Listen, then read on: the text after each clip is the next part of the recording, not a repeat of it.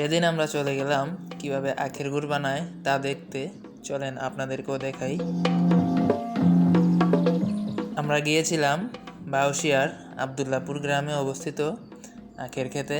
সেখানেই তৈরি হয় আখের গুড়।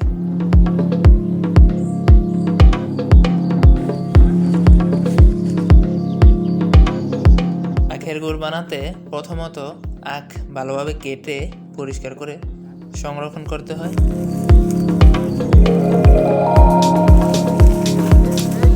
দেন এই মেশিনের সাহায্যে ভালোভাবে আখের রস বের করে নেওয়া হয়।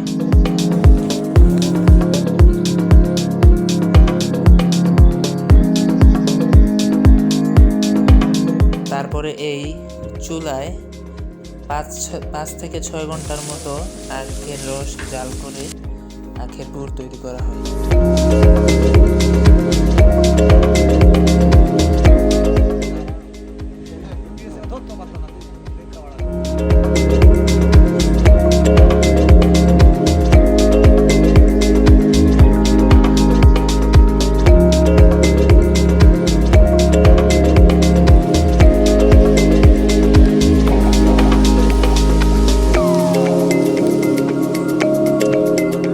এইখানে প্রায় 2.5 থেকে 3 ঘন্টার মতো জাল করার পরে এরকম হয়েছে।